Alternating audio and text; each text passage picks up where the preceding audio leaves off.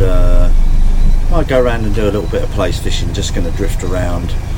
My poor old dog Pip's been pretty ill lately. She's got pancreatitis at the minute, so she's been on bed rest at my mum's, so still got the little pup coming out with me, and so my little baby's in there laying down. Anyway, I'm going to go through and set up. I've got my new baiting table here, so I'm going to set up, tie a couple of rigs up, and yeah, I'll show you what I'm doing and what I'm going to fish with tomorrow. Okay, so what I'm going to be doing, I'm going to put a, because I'm using these spreader booms, I don't need to put a like a French boom or anything on. I just need to put like a fast clip, and I'll tie that directly to the line. So I just do my normal knot sort of through the swivel 5 or 6 times round the line, and then back through the loop you've made. These are spreader bars, so you can get them all. I've had them before with all beads and whistles and everything on them, and I don't know. So basically these are these booms, so they pull and they extend like that and snap, and then you literally put your lead weight on this end, and then your snap swivel will go on here like that.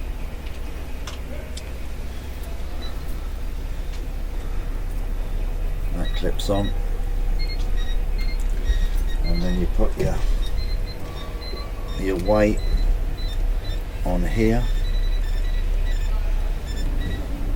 so it's like that. I normally use a like a 1/0 hook. I've got some sort of slightly twisted, they're curvy ones, but these, I've just had a look in my books and I've just got some of these. These are just a Sakuma that have been laying around.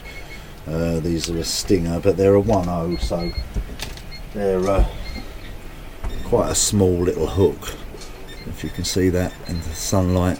But you know, place have got small mouths, so I'm going to use try these tomorrow, and I'll hunt out them curvies. I've got them indoors somewhere. So again, when I tie my hook on, I always leave that tag end on, so perhaps I'll trim that up a little bit, but when you thread the worm over, that will actually hold the bait to stop it slipping down your hook.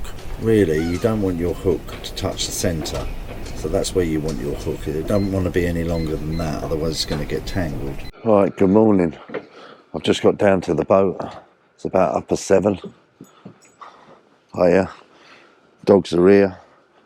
We're going to go out today and just have a gentle day about my my bestie Pip. She's not too well at the minute. I'm going to take her out today, but I'm just going to have a drift around and do a bit of place fishing. I think just have a gentle day, be a bit easier with her, you know, smashing about on the sea. But I'll start to get the ropes untied in a minute, get the engine running, and then we'll have a go.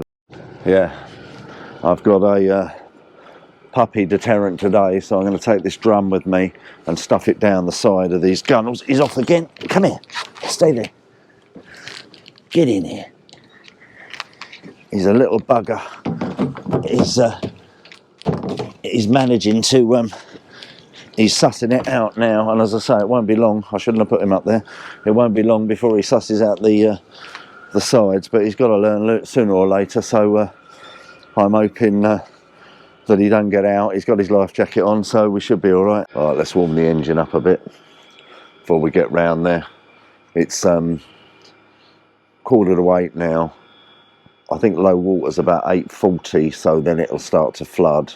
So probably it'll get the 8:30 lock. Time I get out should be about 9, 9:15. So yeah, the tide should hopefully just start to be moving. It's 7.5 tide today, so it should be moving quite a bit, but there will be a little bit of wind, which is easterly, so it'll sort of hold me back a bit, because I'm going to try some place fishing, but I don't, you know, you want to be doing about 1.2 knots, you know, place fishing. You don't want to be anything under a knot, so I'm hoping with the wind against the tide slightly, that'll slow me down a bit, so anything over a knot will be happy days. But I'm going to start the engine up, get it warmed up a bit, get myself ready, get my plotter and all that on, and then I'll head round to the lock.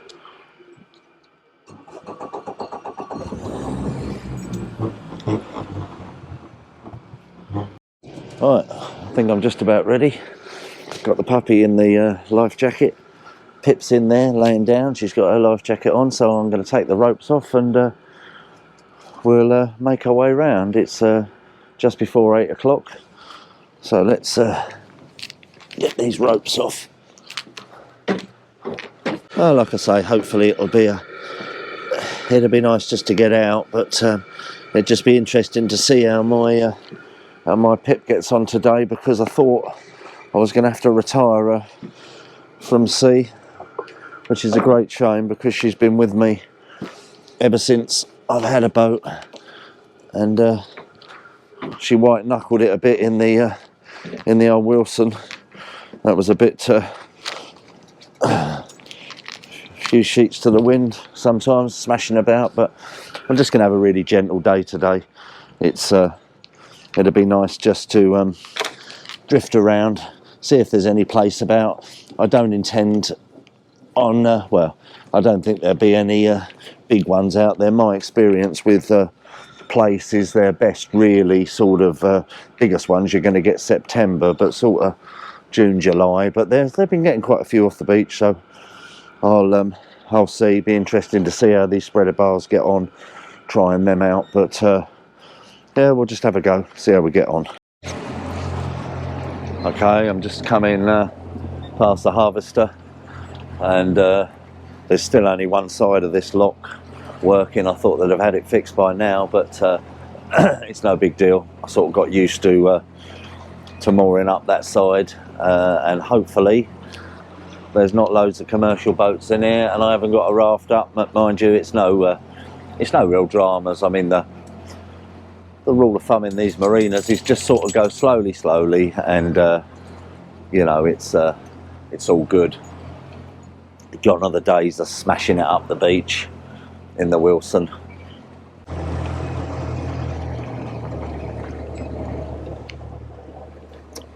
It's quite sunny, I can't see anything coming up to the lock gate.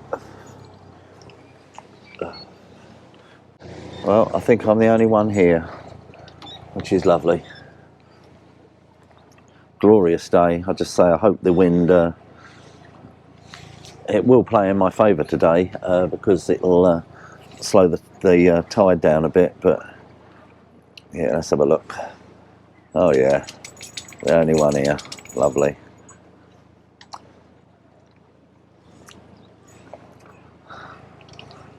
Southern Columbus clear notches. So at least I won't hit anything today.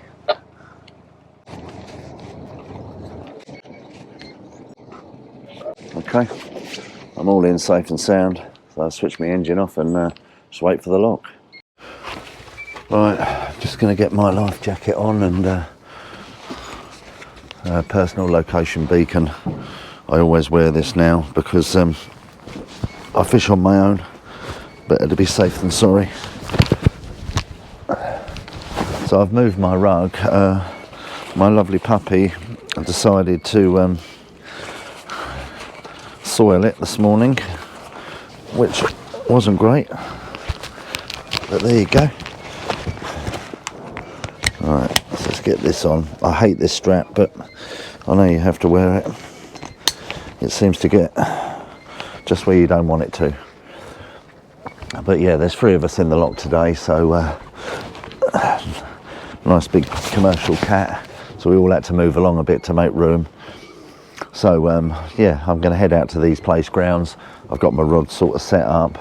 I'm going to use a spreader bar. I got some fresh lug. A friend of mine went out last night, asked for 50 in his a really good digger. He sort of, you know, gets 600-700 a tide, and he turned up last night and he only had 25. He said it was absolutely shocking out there. So yeah, I got 25 fresh ones, and I bought a couple of packs of frozen. So I've got some blueies and some squid. So I'll tip the place baits off with some strips of squid, and I'm going to put a rod out the back for some rays with a bluey. Watch that hook, skip. And yeah, just going to have a gentle day drifting around. As I said, old Pip's not too well. Come here, Pip. Come on. Come here. Come here. Come here, girl. Come on. Yeah, just have a look at her. Come on. Come here. She spent a couple of days at the vet's and she's had a little belly shaved where she's had a drip. But she's not too bad, but it'll break my heart if anything happens to her. So she's just going to have a gentle day today. Let's see if the pup will leave her alone. But yeah, looks like the lock gate's just about to start to open in a minute. So we'll get ourselves out to these place grounds. It's just Sandbanks, and just going to have a nice drift over them and put the baits down and see how I get on. I haven't done any place fishing. Wait, stop it. I haven't done any place fishing for years. I just normally concentrate on sort of pollock fishing and wreck fishing. So it'd be nice and nice to show you guys a bit about it. So I'm a bit rusty, but it's not rocket science. I'm going to try these spreader bars. I'm never really been sold on them, but I know a lot of people use them and have great success with them. So I'm going to give that a go. I've got some rattles and beads and whatever else to attract the place. So we'll just try that and see what I pick up. Hopefully I'll have some pictures later.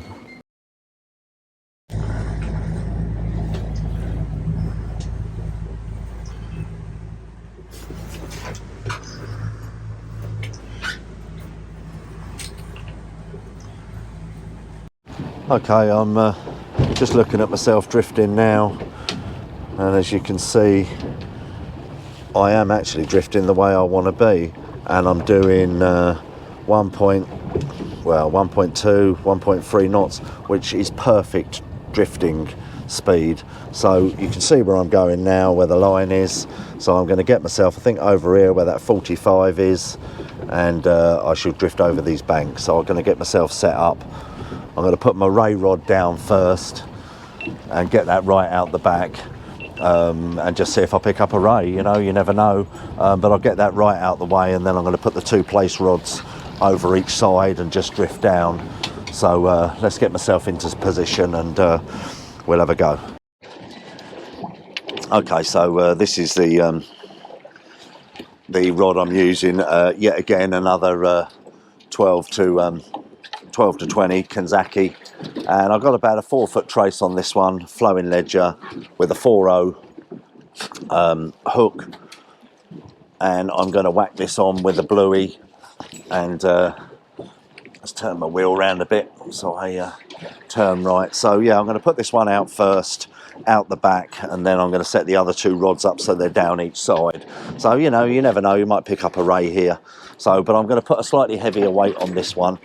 And I've got this baiting table. I've been on my hands and knees for the last, God knows how many years. And it's, you know, I'm getting old. Dogs are playing. So yeah, I'm going to get this set up. So let's see how this works with this baiting table. So let's put this boy over. So I've got, what have I got here then?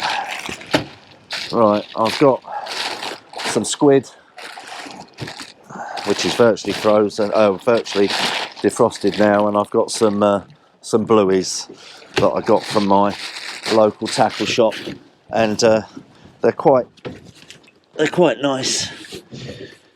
There's my knife. Okay, there's my knife. Right, so yeah, this is a bit more organised up here.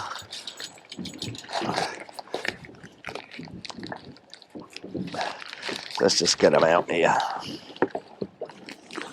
Keep me rubbish. Cut out the way, Skip. Right, so yeah, they're quite nice and they're very oily, these fish. So I don't really think I'm going to do a lot with these. I'm just going to cut the tail off, I think, and cut the head off, and then that will allow the tide to run through that. So I'm going to whip this on, and I'm going to use I use this baiting spoon. It just makes life a lot easier. I'm a bit more organised today. I've got my I think so. Yeah, what I'm going to do, I'm just going to whip it on slightly to start with, and then put the hook on. So let's get this baiting elastic sorted out. Right, so it does make life a lot easier with these with these spoons. So yeah, just gonna, not that I make it look very easy, but I'm rocking about a bit. So there you go. I'm just gonna lash this on, and then I'll put my hook on and I'll lash that to my hook as well. So I go around it quite a few times because they're quite a soft bait.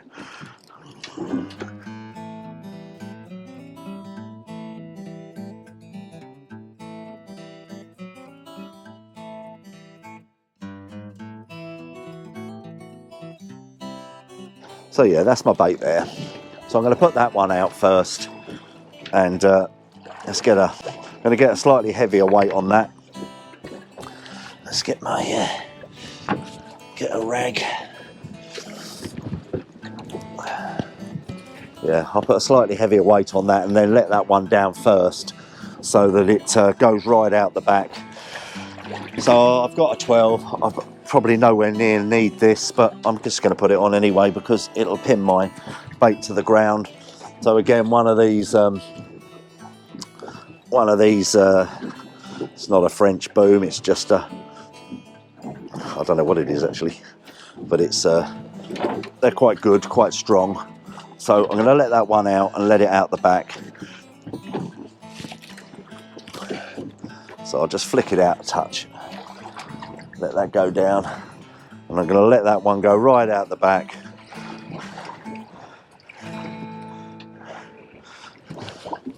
And I'm just literally going to, I'm going to take the clutch off of that and let that pull itself out. That's it. So it's going to go right the way down the back of the boat, and I'll get these other two rods set up. Now, what am I going to do? I'm going to try, I'm going to try these spreaders. Everybody rates them. As I say, I never really seem to have too much luck with them, but I think I tend to have the snoods too long and they tangle. But this is a 6-12, this one, which is just exactly the same rod, but just slightly lighter. So I've got this boom here already set up, and then all you do with it is pull it out like that. And so these snoods are not going to touch each other. So they should be hopefully tangle free. So all that does is clips on like that, and then this drags along the bottom. And with the clock face lead, it ruffles the sand up, and the place seemed to go crazy for that. But I've got a few beads and whistles, and I've got like a, this is a like a slip bead on there that I've put on there to stop the beads coming down too far, and I've got the same on here, so I'll just adjust that as I put my worm on. So I've got some fresh lug off my mate, he digs, so we'll see what they're like. So if you bang your worms when you put them on, it stiffens them up, so that's gone like a jelly worm now. So I'm just going to thread that up the hook, nice and fresh, couldn't get them any fresher, so I just fiddle that up the hook.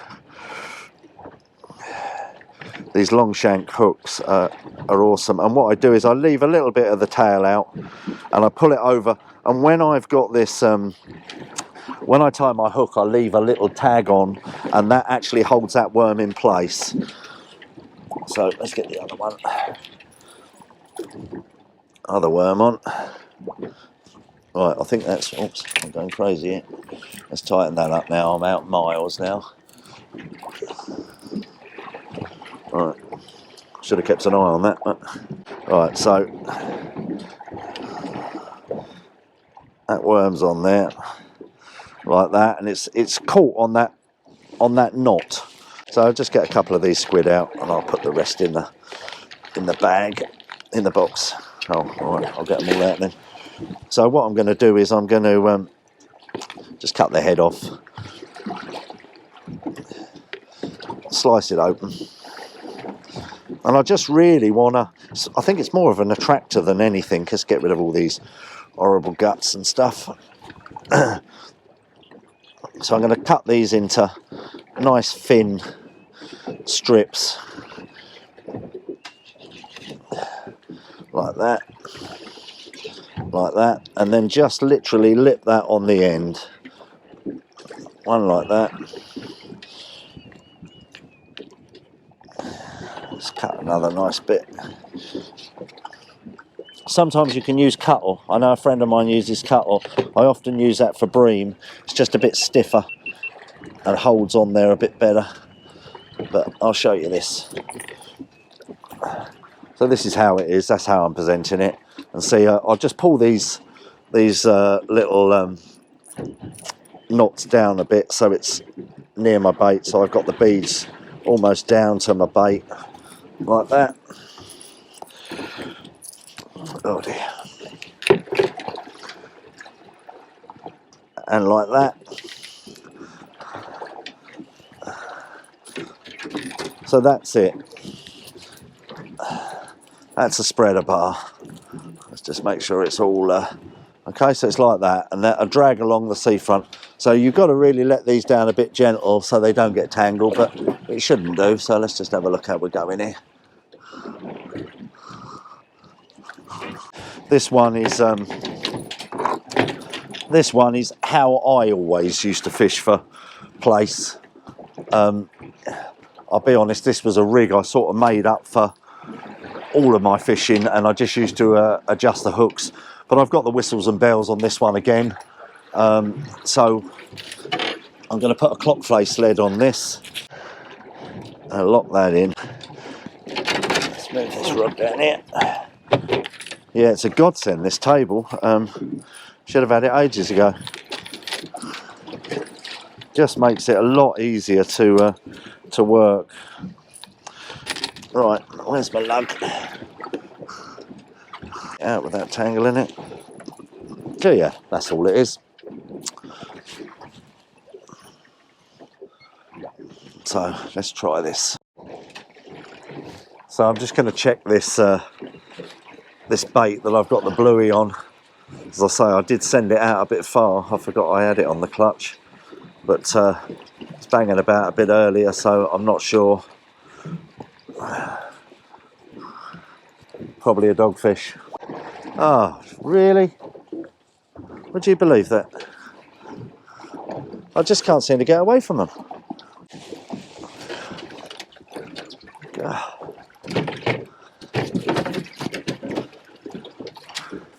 Yeah, another dogfish.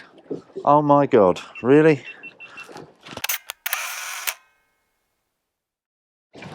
Okay, I think I've got a nice bite on this rod here. Let's see if I can move it round this camera a bit. Sometimes with place, like a lot of other fish, if you lift that rod tip slightly up, they seem to go for it. It does actually feel like a place bite, this. I don't want to curse it, it's probably a dogfish. Oh, I'm not sure. Oh, I don't know. So I'll just give it a gentle. A lot of people say you shouldn't strike with place, but I do just give it a little knock just to see. Well, it's not the monster of the deep, but oh my God. Okay. All right. Another little whiting. Let's hope I'm not going to get plagued with these today. So yeah, little pin whiting. Don't really want this as my thumbnail to the YouTube video, but it might have to be. I'm just moving round now, and I'm going to get myself positioned a little bit better on this bank. Don't seem to be having a great deal of luck, I'll be honest with you. Well, I'm just going to bring this one in. Oh, fantastic. Oh, well, that's handy. That's the target species. So that's what I wanted. That's what I came out for today. So I'm happy about that. Yeah, lovely place. Not very big, only small, but it is what it is. That's what I came out for. All the orange spots on it. I'll get a couple of photos of it, and then I'm going to put it back. Okay, so I just had a little place on that one, which was the target species. So I'm pleased with that. tide seems to be dropping down to about half a knot now, so I think we must be coming up to slack water. So I've not really kept an eye on the tides or anything, because I've only really come out here to see how my bestie's getting on with it all, because as I said, I thought retirement was in the air, but she's done well. Right, I think I'm going to get myself in actually. It's flattened right off now, the weather. I don't know if you can see that out there. Got to move the camera around, but yeah, it's been a beautiful day, and I got what I wanted to get around the pin whiting and famous dogfish, but you know, like you say, your best laid plans don't always work out. But the fishing, not only the weather, but the fishing, you know, January, February, you're going to get the big pollock if you go miles and miles, but I have had a few quite decent ones, and you know, I'm sort of not sick of catching them, but you know, there's only a certain amount of videos, and I sort of said that I'm going to do these videos more on specific species. And today, alright, I did actually get the target fish among the dogfish and the whiting, but today was about place. I think I'll try it again in a few weeks' time. I'll have a bit better luck. You know, I think sort of the end of April they'll start to fatten up, and I'll get some bigger ones. But at least I got what I came out for, and you know, bring on the times. We are blessed with the fishing in this area. It is pretty good round here, so we'll start to get the smooth hounds and the spur dogs and everything else, so hopefully it'll be a good year for me. Start the boat up and head back into the lock. Okay, so I've just got the green light, so I can come in now. So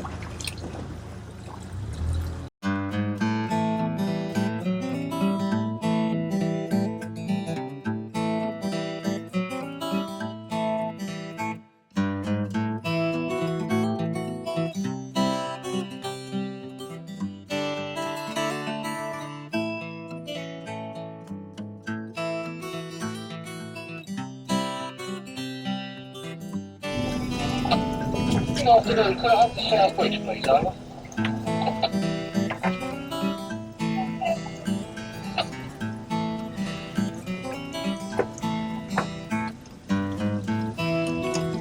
Yes.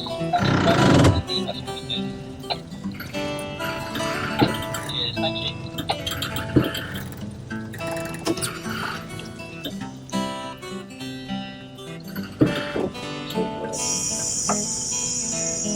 back in Sovereign Harbour, safe and sound. So I just got back to Sovereign Harbour. I've got my babies with me, both Pip and Skip liked it, and I say I went out to catch a few place. Didn't really get as many as I wanted, but there you go. It's only fishing at the end of the day, but it was a nice day out there, and plagued by pin whiting and the famous dogfish again, but yeah, it was great to be out, and really and truthfully it was a day really just to see if my old girl could handle the sea, and it's like she's never been away. But yeah, thanks for watching. Please subscribe, I'd really appreciate that.